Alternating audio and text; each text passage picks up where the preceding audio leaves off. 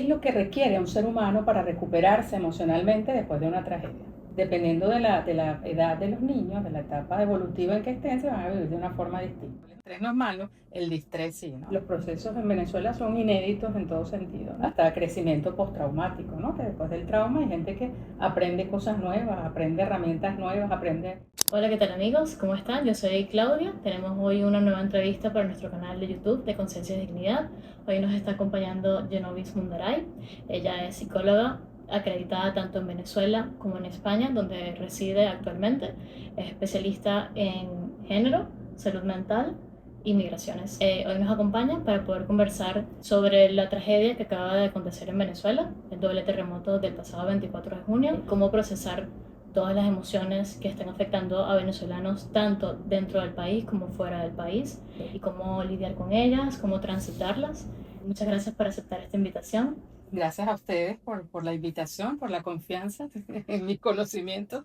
Y bueno, estos espacios son fundamentales porque justamente esto, el transitar esto en comunidad es lo más importante, ¿no? Crear espacios en que podamos hablar de lo ocurrido, elaborarlo, tomando en cuenta que los procesos en Venezuela son inéditos en todo sentido, ¿no?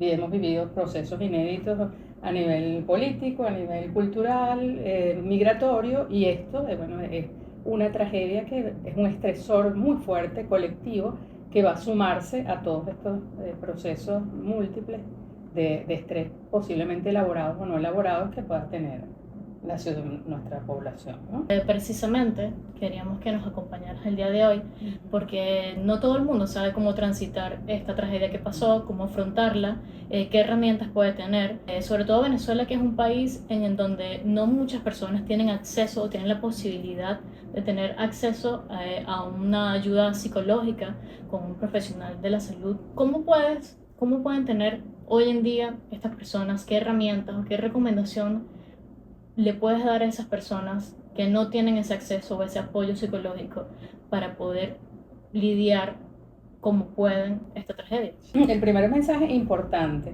y que está además muy documentado, es que no todo el mundo, esto no es un tema de psicólogos, de consultorio, de la psicología clínica tradicional. Solo una minoría de personas van a requerir un apoyo psicológico especializado frente a una tragedia, ¿no?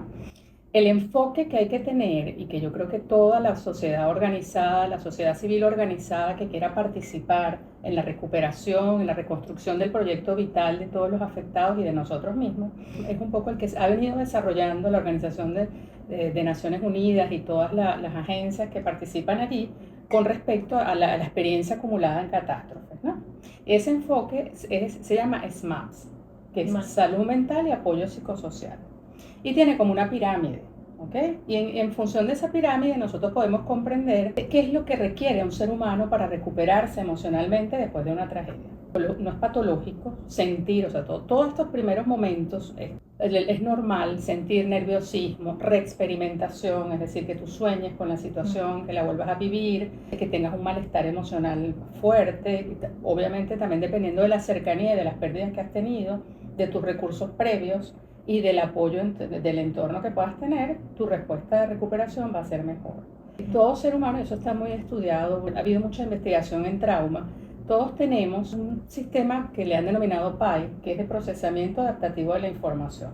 ¿Qué nos permite esto? Bueno, que nosotros, dependiendo de nuestros recursos también previos, del apoyo que hayamos tenido, de las emociones e incluso del autocuidado, si duermes, ¿sabes? Si te cuidas y demás, elaboras todos estos hechos traumáticos y no quedan fragmentados, sino que se unen en una narrativa, en una filosofía diferente, en una comprensión de vida diferente, okay, y se integran en la experiencia sin dejar tanto trauma. Entonces, volviendo a lo que me preguntabas, es importante saber que solamente el 22% de la población se ha estimado que va a desarrollar, de los expuestos a estas tragedias, un trastorno mental que sí pueda requerir atención psicológica o psiquiátrica. Del resto, lo que hay que cuidar es que la persona pueda recuperarse por sí misma y en colectivo, en comunidad, teniendo las condiciones básicas necesarias, el acceso a las necesidades básicas, poder vincularse comunitariamente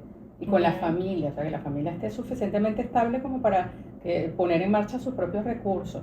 Luego, poder intervenir, no de forma tan especializada, en grupos de riesgo en concreto, porque todo esto está atravesado por variables de riesgo, ¿no? Claro. O sea, las mujeres lo vivimos diferente, los niños, los adultos, los hombres de ciertas edades y los adolescentes, todos van a tener ciertas... Y hay grupos específicos en que en todas estas variables que son tomadas en cuenta por los organismos que intervienen allí, que están interviniendo ahora mismo, van haciendo como un cribado de quién va a necesitar realmente la atención psicológica.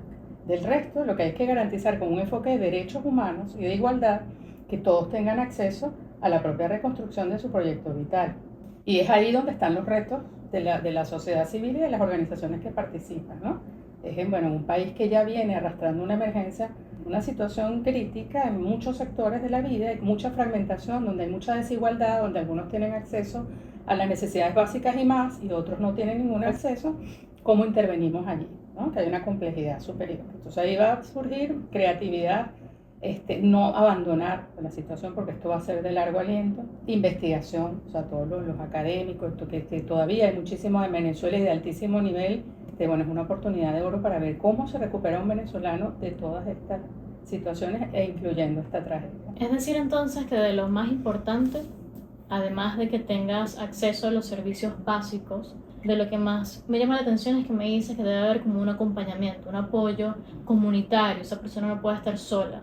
Lo ideal es que para transitar y tú poder poner en marcha tus propios recursos, también está muy estudiado que nosotros nos corregulamos más que nos autorregulamos. O sea, hay que tener herramientas propias de autorregulación, ¿verdad? Pero todas las investigaciones del sistema nervioso y demás señalan que nosotros nos regulamos con los demás, ¿sí? O sea, con el acompañamiento, no necesariamente con palabras, sino con saber que no estás solo, y que además la reconstrucción en una situación tan trágica como esta es colectiva. La misma gente tiene las respuestas y las metodologías de participación son otras. No es que yo te voy a diseñar lo que tú vas a hacer y te voy a llevar, no, te muevo de aquí como si tú eres un zapato, no.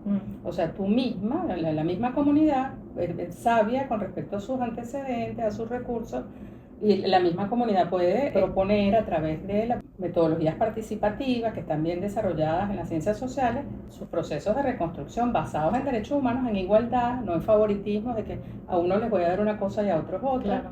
En autogestión, es decir, usted participa en su proceso de recuperación y por supuesto teniendo en cuenta también que hay prácticas que pueden dañar más que, o sea, pueden ser iatrogénicas, eso también, o sea, en toda intervención el no dañar es un principio fundamental, ¿no? ¿Y cómo puedes dañar? Bueno, primero, que no es cualquier psicólogo, cualquier persona con cualquier metodología que con buena voluntad voy a intervenir, ¿no? O sea, tiene que haber una formación previa y la hay en este momento en Venezuela. La Federación Venezolana de Psicología ha venido desarrollando una cantidad de formación para los psicólogos que están en el terreno para que puedan tener con este enfoque SMAPS y las IACS, que son también, es como todo un paquete de intervención que han venido desarrollando todas estas agencias ante emergencias basadas en esas IACS, que es Interagency Standing Committee. Eso es como un comité que está permanentemente revisando cuáles prácticas son las más importantes. Y el 2022 fue la última revisión. Entonces, de ahí, de IACS, es que uno saca lo que debes hacer y lo que no debes hacer. Entonces, por ejemplo, hay una práctica que se hacía mucho antes que se llamaba debriefing, que era como poner a la gente después de una tragedia que empezaran a relatar lo que les había ocurrido. Y eso se dieron cuenta que eso era revictimizante, ¿no? Entonces no todo el mundo tú lo tienes por qué poner. Se utiliza en el personal que trabaja en el sitio, bomberos, no sé qué, pero una persona cualquiera, tú las unes en grupo, como cada quien tiene su forma de procesar el trauma, y empiezas a compartir tragedias. No, a mí me pasó esto, no sé, lo que haces a veces es agravar el problema. Lo otro es revisar quién interviene, o sea, si son gente que es confiable, que no tiene, ¿sabes?, intereses ocultos ahí con la gente, o sea, esas cosas, tiene que darse una respuesta integrada, no fragmentada, que cada quien, yo reúno aquí y llevo, no. Hemos visto en redes sociales bastantes iniciativas de personas que van a hacer una actividad para hacerlos reír. El fin de semana fue el Día del Niño, entonces hicieron distintas actividades para recrearse, ¿no? Digamos, intentar desconectar de esa realidad que están teniendo ahora mismo. Y otra cosa que hemos visto en redes sociales, y que además estamos hablando de ese acompañamiento, la importancia del acompañamiento en personas que están afectadas, muchos psicólogos están comentando, no está bien decirle a las personas que está afectada como tranquilo, gracias a Dios que estás vivo, o lo material se recupera. tienes que ser fuerte. Me gustaría saber, o nos gustaría saber, si eso realmente pues es así, o cómo podemos acompañar a una persona que está completamente afectada, ¿no? O sea, una persona que ha tenido pérdidas, además múltiples, en este caso, bueno, hay gente que ha perdido la casa, la familia, el proyecto de vida, un montón de cosas, y a veces han perdido la casa, y que también es un proyecto de vida importante. No necesitan que tú le digas cómo se debe sentir, ni que le dejas lecciones morales, porque eso invalida todo el procesamiento de sus emociones. Más bien hay que validarlas. O sea, no todos estamos familiarizados con las pérdidas. Es difícil, uno empieza a familiarizarse con las pérdidas cuando las tiene, por lo general, o cuando las tiene un ser cercano, ¿no? Más que decir palabras, bueno, aleccionadoras, moralizantes, el acompañar en cosas concretas es más útil, ¿no? El decir, por ejemplo, mira, no tienes que transitar esto solo, estoy aquí, qué cosa concreta necesitas, o mira, quieres que te traiga una sopita, vente a mi casa un tiempo, por ejemplo, ayudar a conectarlo con estas agencias que están trabajando aquí, por ejemplo, están que se haciendo un censo, que si ver las alternativas, porque a veces esta gente está tan afectada, porque uno se va desactivando como desde la corteza cerebral hasta abajo, ¿no? Hasta que llegas como a lo más básico del funcionamiento, que es casi reptiliano. Entonces muchas veces la gente lo que quiere es que tú lo puedas ayudar a reconectar con la toma de decisiones, con cosas concretas, con acciones concretas y no tanto con palabras que en este momento tampoco sirven. Más adelante, bueno, se puede reconducir un poco cómo analizas la situación, pero en este momento necesitas tomar decisiones, procesar el duelo, escuchar, o sea, no solamente escuchar todo lo que la gente quiera decirte, Claro. sin preguntar detalles, decir, pero cuéntame, no, sino que el relato surja solo y dar espacios, y a veces una visita corta, si no eres de mucha confianza,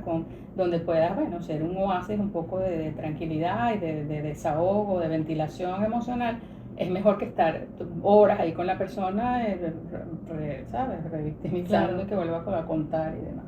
Hablando sobre el duelo, me gustaría hablar, pues que en este caso comentaste hace unos instantes, que hay unas múltiples pérdidas, o no sé exactamente cómo fue que lo llamaste. Y pues sí, yo siento que hay personas que evidentemente han tenido una pérdida muy, muy grande, y que de hecho el duelo suele asociarse directamente con la pérdida de un ser querido, de una vida, pero hay muchos tipos de duelo.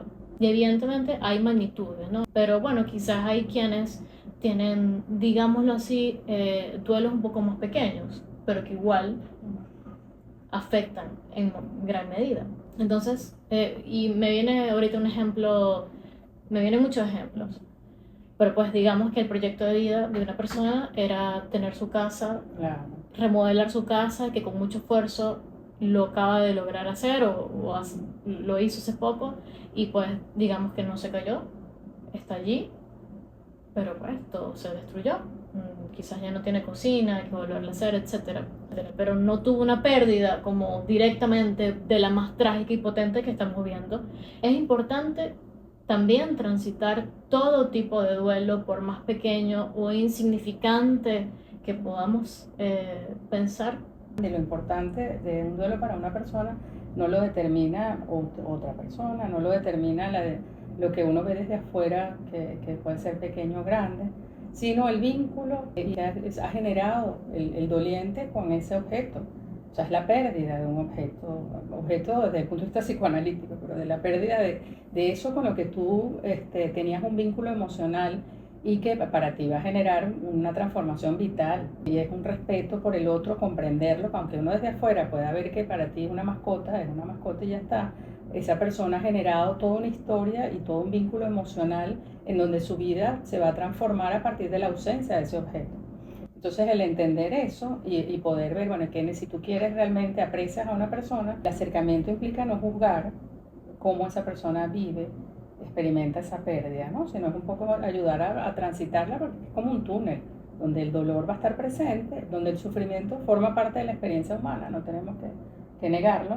O sea, donde no te voy a distraer, o no te voy a dejar que hables de eso, o cada vez que vengas a hablar de eso me voy a molestar, o incomodarse con el dolor por la pérdida, es otra de las cosas que tenemos que aprender, ¿no? Pues si una persona tiene necesidad de hablar de esa pérdida, el tener espacios de escucha es importante, sin tratar de distraerlo, porque a lo mejor la única persona, el único espacio seguro que tienes eres tú, con el que puede hablar eso, y no con el resto de gente desconocida por ahí, y no darle ese acogimiento, bueno, es como una desconsideración, ¿no? Se vive, se experimenta también como una invalidación desagradable para la otra persona y puede incrementar el sufrimiento también.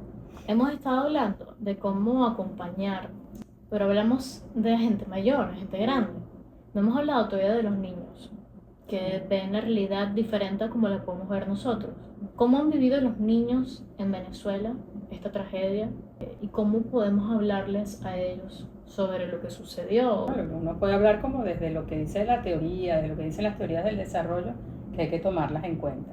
Porque bueno, las pérdidas, las muertes y todo lo que esto significa, dependiendo de la edad de los niños, de la etapa evolutiva en que estén, se van a vivir de una forma distinta, ¿no? Un bebé pequeñito de 0 a 10 meses, por ejemplo, obviamente que no tiene para poner en palabras la pérdida, pero él va a sentir en la reacción del entorno, en los vínculos primarios, en los vínculos va a sentir diferencias, ¿no? Entonces, por ejemplo, un niño que ha perdido el vínculo más importante que tiene, que es la madre, o un adulto significativo en la familia, lejos de dejarlo aparte como para que no sienta mi dolor, yo más bien tengo que incrementar un poco el vínculo, ¿no? No dejar que ese vínculo se pierda. Incluso en la mirada, en el cariño, decirle, mira, estoy triste, o sea, explicarle un poco los cambios que hay, por qué se sienten los cambios en el entorno, porque las emociones del entorno las van a sentir, y que las rutinas se preserven,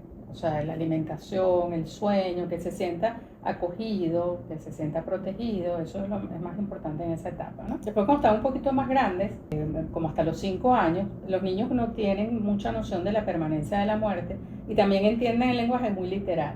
Entonces, tú no puedes decirle, por ejemplo, se lo llevó Dios, se quedó dormido, no va a poder despertar más. O sea, hay que ser bien concreto y específico. Y estas metáforas no utilizarlas porque los niños, por ejemplo, pueden tenerle miedo a dormir, porque se van a morir si se duermen. O sea, hay que decirle, mira, tu tío, tu abuelo, tu padre, estoy muy, muy triste, decirle cómo te sientes, porque pasó algo muy, muy triste para nosotros y es que tu padre, tu madre, tu abuelo murió. Entonces, sin tener miedo a decir la palabra muerte. Entonces, y eso significa que no nos va a acompañar más, no va a estar aquí físicamente con nosotros. Y lo vamos a extrañar mucho, o sea, expresar las emociones que sentimos por eso. Y claro, no entienden mucho, creo que la persona va a regresar en algún momento. O sea, ellos mientras van aprendiendo que eso implica que no lo vas a ver físicamente más, pasa un tiempo. Después cuando tienen como entre 6 y más adelante, 6 y 8, hasta los 9 más o menos, ya entienden que la muerte es permanente, que ellos también van a morir. Y ahí sí hay expresiones más de dolor, de tristeza, preguntas, y hay que responder las preguntas que tengan, ¿no? Entonces, tampoco decirle mentiras de que yo te voy a acompañar toda la vida, yo no me voy a morir, no, o sea, yo voy a hacer todo lo posible por acompañarte siempre, pero lo cierto es que todos nos vamos a morir. Tienen que entender que todos nos vamos a morir, ¿no? En la adolescencia, por ejemplo, se puede dar, o en la preadolescencia, que hay como un proceso de negación, donde pareciera que son indiferentes al dolor, sobre todo si son varones y los hemos criado con que los hombres no lloran, con que tienes que ser fuerte, ahora eres el hombre de la casa, todo ese cuento. Entonces a lo mejor repriman todas las emociones que los hagan ver débiles, ¿no? Pero en algún momento eso después se puede aparecer, y cuando aparezca, pasado el tiempo, entonces hay que, bueno, ayudarlos a elaborar eso, por ejemplo, con rituales, una relación diferente, a construir una relación diferente con el objeto perdido, ¿no? Bien sea el padre, un familiar, la casa, lo que sea. Y ese objeto, bueno, es recordar, es tener una narrativa, tener un ritual que vaya cerrando ese proceso y creando como toda una filosofía en torno a eso, incluso hasta crecimiento postraumático, ¿no? Que después del trauma hay gente que aprende cosas nuevas, aprende herramientas nuevas, aprende una filosofía nueva de vida, o sea, puede ser crecimiento lejos de destrucción personal. Es interesante entonces cómo cada etapa puede entenderlo y lidiar con una situación de manera diferente, ¿no? En todas las etapas, los niños necesitan sentirse que hay un adulto significativo haciéndose cargo. La institucionalización, o sea, meter un poco de niñitos en un sitio, está comprobadísimo que es muy dañino. O sea, el vínculo, eso que es lo que le genera el apego seguro, el saber que tú tienes las necesidades básicas cubiertas, o si no, alguien va a velar por ti, que tu futuro no está dañado, destruido y vas a estar inseguro. Eso. Y también hay conductas regresivas que pueden ocurrir en las primeras etapas. Es decir, los niños pueden volverse a orinar, pueden estar pegados de ti todo el tiempo, pueden estar con miedos recurrentes, pesadillas, cosas que ya habían superado, volver atrás, empezar a hablar otra vez como niños pequeñitos. Eso también puede ser normal, pero si pasado un mes, o sea, más de un mes, y esto sigue presentándose como evitación, pesadillas recurrentes, mucha intensidad, y no puedes volver ni a jugar, ni a tener una vida más o menos, ni a comer adecuadamente, ni a tener una vida más o menos con su rutina, entonces hay que buscar ayuda, porque podría estarse presentando algún trastorno que sí requiera una intervención especializada. Lo que nos habías comentado, que el 22% de la población va a desarrollar, digamos, un trastorno dadas las condiciones, claro, básicas, ¿no? Si tienes acceso a todo, a que tu familia te pueda apoyar, que puedas tener cierta seguridad, tus propios recursos te van a llevar a un procesamiento adaptativo de la tragedia, de la información. ¿Cómo puede vivir la diáspora venezolana, que es ya un tercio del país, que no está dentro del país? Pues hemos visto, y yo me incluyo como parte de la diáspora, que no hemos sabido cómo transitar todas estas emociones estando en nuestro presente, en nuestra vida aquí, fuera de Venezuela. Los primeros días, sobre todo las primeras 2 semanas, fueron muy difíciles porque estábamos bombardeados completamente en redes sociales con todo lo que pasaba, conectábamos con la empatía, con todos tuvimos lamentablemente el conocido, o quienes no tuvieron directamente ningún conocido, pero les dolió ver eso. Y era complicado, y sigue siendo complicado para muchos, conectar con el presente, con el día aquí, porque lamentablemente uno tiene una vida afuera en la que tienes que atender a tus hijos, a tu pareja, a tu trabajo, etcétera, pagar impuestos, claro. Y tienes que tener la mente en el presente. Y muchas personas no han sabido cómo desconectar o en qué momento decir, mira, ya no puedo ver más el teléfono, ya no puedo ver más porque yo no puedo lidiar con esto. Muchas personas se han visto realmente afectadas de la diáspora y han tenido que incluso silenciar o dejar de ver noticias porque ya no podían conectar. He escuchado también que el sistema nervioso de muchas personas se empezaba ya a alterar y ya tu mismo cuerpo y tu mente te pedía, necesito descansar o tener un momento diferente de liberación, de recreación que no sea eso. Y muchas personas incluso en el momento en el que han intentado desconectarse del tema de Venezuela han sentido culpabilidad. Culpabilidad porque quiero ir al cine a ver una película y no quiero saber qué está pasando en Venezuela y tú decir, no puedo disfrutar sabiendo que tengo esto aquí. Pero bueno, como todos lo hemos pasado, ¿no? O sea, al igual que el que está en la tragedia, todos estos síntomas postraumáticos, también el tener noticias de la tragedia, además si afecta a una gente con la que tú tienes un vínculo emocional, cultural y demás, aunque no sean familia tuya, también te va a afectar y puede generarte un trastorno, ¿no? También nosotros, la diáspora, porque hay diáspora, o sea, hay mucha gente con diferentes recursos, hay gente que está sola, hay gente que está en familia, ¿sabes? Hay mucha diversidad. También todos estos procesos migratorios han implicado duelos y pérdidas. Entonces, cada vez que ocurre algo en Venezuela, donde tú no puedes intervenir o sientes que también tienes una responsabilidad, se reactivan todos esos duelos y también te terminan afectando. Pero claro, como tú bien dices, nosotros tenemos que trabajar, que proveer, y estamos incluso los que prestamos ayuda a otras personas, esas otras personas te traen problemas que no tienen nada que ver con Venezuela. O sea, los psicólogos que trabajamos aquí recibimos gente que sus problemas están absolutos, que uno hasta los podría decir, bueno, pero ¿de qué te quejas, no?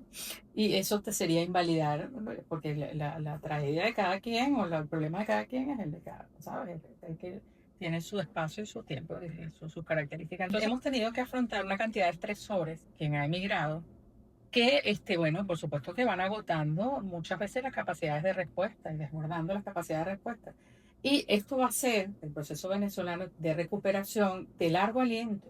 O sea, nosotros no podemos agotar todas las capacidades ya, porque va a llegar un momento en que va a generar casi un burnout, o sea, como un síndrome del quemado, de que no quiero saber más nada y así no vas a poder ayudar. Claro. Yo frente a eso también trabajo mucho como la diferenciación entre el pensamiento rumiativo y el reflexivo, que más o menos se parece a esto.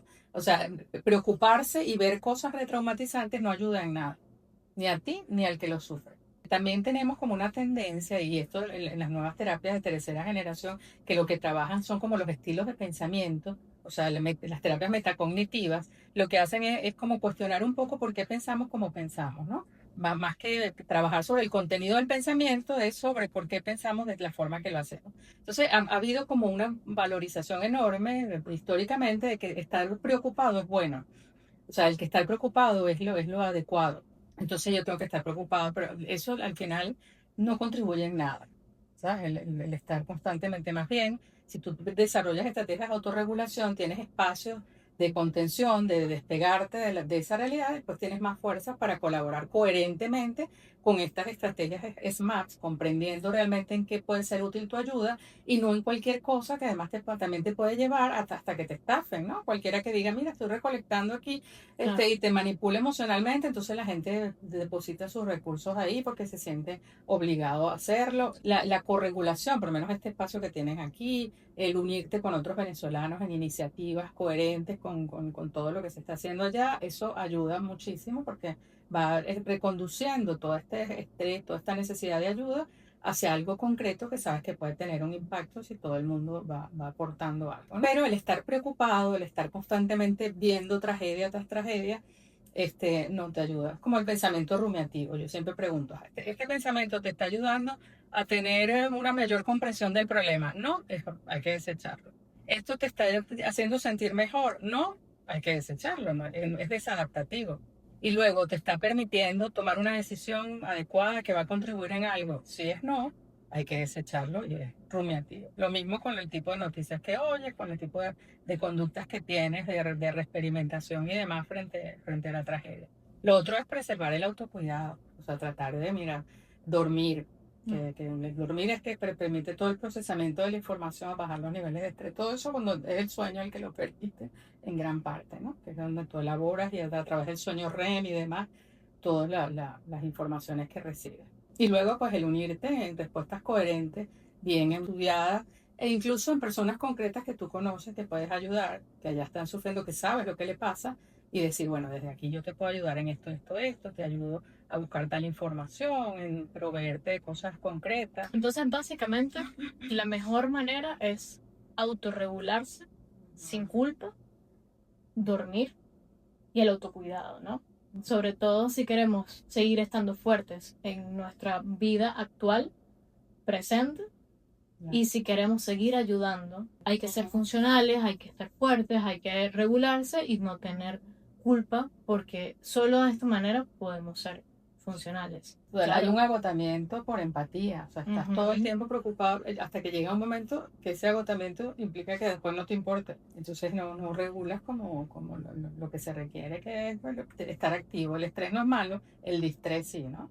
Y me gustaría ir cerrando con esta pregunta, y es que, bueno, ya estamos a casi un mes, al día de hoy de esta entrevista, probablemente cuando lo publiquemos ya se cumplirá un mes de la tragedia. Y ya no están titulares, ya los medios están hablando de que España ganó el mundial y otras tragedias que están pasando. Me gustaría entender o hablar sobre el papel del apoyo comunitario, la reconstrucción emocional de las personas que están en Venezuela. Sí es importante la participación de la sociedad civil organizada, ¿no? Y entender quiénes están todavía ya participando, ¿no? De las agencias internacionales, de la ONU, de todos los organismos que estén allí y qué respuesta están dando, como para que toda la participación de la sociedad organizada, la sociedad civil organizada también se inserte o visibilice cosas que ellos no sean capaces de ver, ¿no? Desde el punto de vista organizativo, político, comunitario y demás. Comprendiendo eso, ¿verdad? Comprendiendo este enfoque SMART, sabiendo que, bueno, las necesidades básicas, bueno, están cubiertas, los niños están regresando al colegio, tienen capacidades de reconstrucción, y en ese sentido, presionar para que se vele por los derechos humanos, continuar organizándose en ese sentido para seguir exigiendo la garantía de que el país se reconstruye y de que esta tragedia la gente pueda reconstruirse adecuadamente y no queden respuestas fragmentadas como en tragedias previas, ¿no? Que la gente pasó años, hicieron una cantidad de intervenciones iatrogénicas que movieron a gente para estados y los sacaron de su sitio, niños que se perdieron, o sea, cada quien como en su área de experticia unirse con quien se pueda unir. Tú que eres periodista, bueno, con los periodistas que están allá, cómo puedo colaborar, cómo puedo seguir visibilizando. Yo que soy psicóloga sin estar en intromisión ni invalidando lo que están haciendo allá, desde aquí cómo puedo participar, con material teórico, investigación, lo que sea. Y cada quien como en su área y conseguir espacios también de articulación desde afuera, porque yo creo que la diáspora es un potencial, ¿no? O sea, nosotros tenemos la capacidad de poder verlo desde lejos.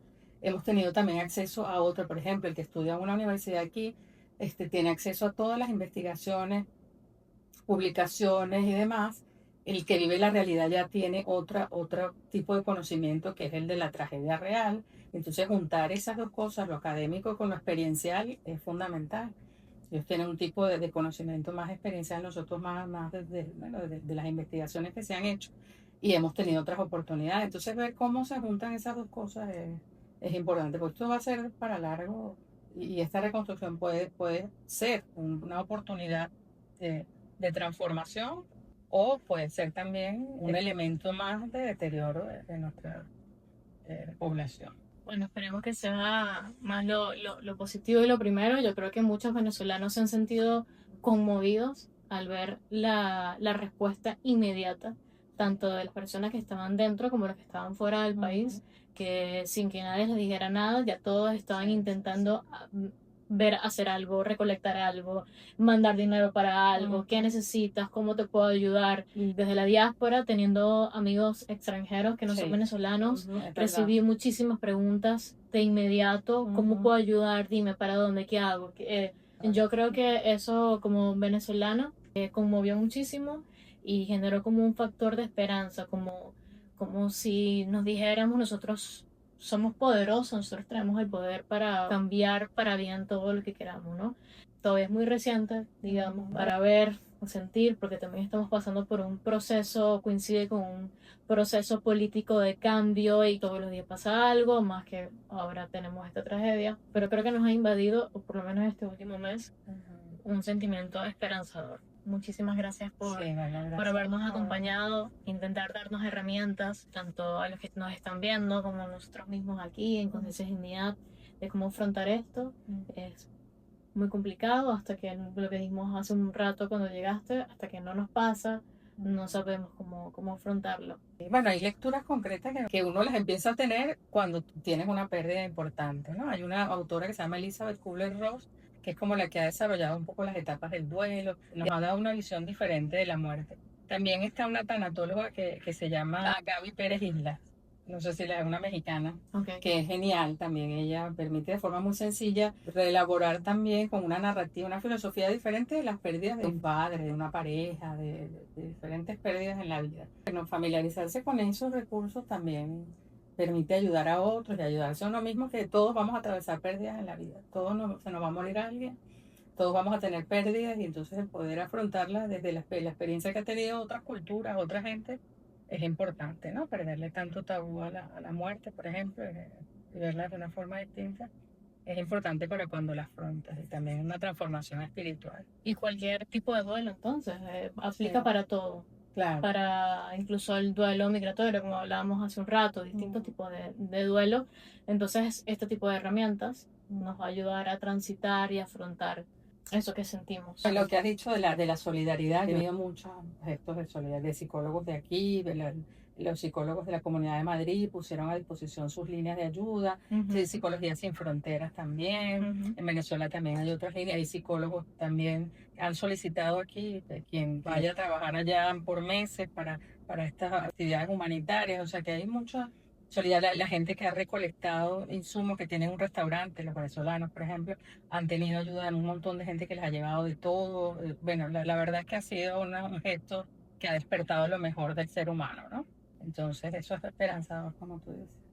Sí, lo es. Entonces, para quienes nos estén viendo, pues que sepan que se han activado en distintos lugares y países ayuda psicológica gratuita, tanto en Venezuela como fuera. Aquí en España ha habido varias y estoy segura que en distintos países de Latinoamérica y en general deben estar activos también, que ahorita no tenemos una lista, pero sí sería interesante que desde donde estés, pues investigues en internet. Psicología Sin Fronteras sé que es una, que ellos están aquí y están en Venezuela.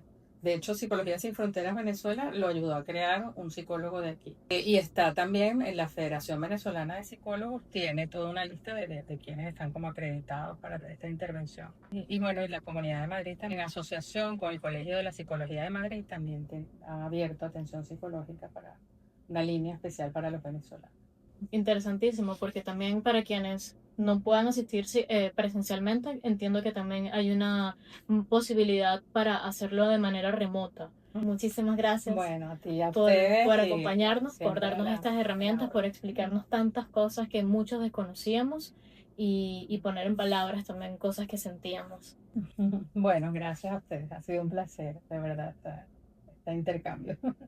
Y bueno, nos vemos entonces en una siguiente entrevista. Muchas gracias. Hasta luego.